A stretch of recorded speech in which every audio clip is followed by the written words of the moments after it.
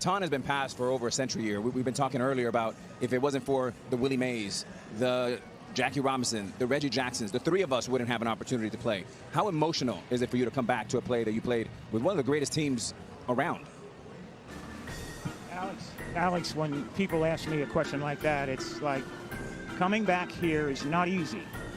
The racism that I played here, when I played here, the difficulty of going through different places where we traveled.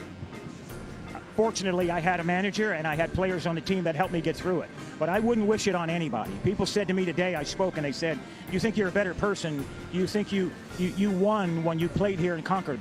I said, you know, I would never want to do it again. I walked into restaurants and they would point at me and said, "Can't eat here." I would go to a hotel and they say, "Then can't stay here." We went to Charlie Finley's country club for a welcome home dinner, and they pointed me out with the N-word. "He can't come in here." Finley marched the whole team out. Finally, they let me in there. He said, "We're going to go to the diner and eat hamburgers. We'll go where we're wanted." Fortunately, I had a manager, Johnny McNamara, that if I couldn't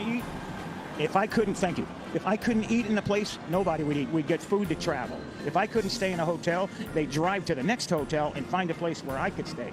Had it not been for Raleigh Fingers, Johnny McNamara, Dave Duncan, Joe and Sharon Rudy, I slept on their couch 3-4 nights a week for about a month and a half. Finally, they were threatened that they would burn our apartment complex down unless I got out. I wouldn't wish it on anyone. The year I came here, Bull Connor was the sheriff the year before. And they took minor league baseball out of here because in 1963, the Klan murdered 4 black girls, children, in 11, 12, 14 years old at a church here and never got indicted. They were from the Klan. Life magazine did a story on them like they were being honored. I wouldn't wish it on anyone.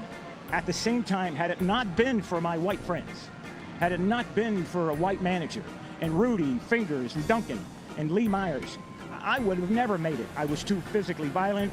I was ready to physically fight I'd have got killed here because I'd have beat someone's ass, and you'd have saw me in an oak tree somewhere. Reggie, I can't even imagine. It's awful you had to go through that, but, you know, appreciate you sharing the rawness and the honesty of it with our audience. I mean, really, it's... We love you, Reggie. Yeah, thank you. Man. Quick history lesson right there. That's a great history lesson. Reggie Jackson telling us all about it, preaching. Wow, that's unbelievable. The great Reggie Jackson, the Hall of Famer, joining us here.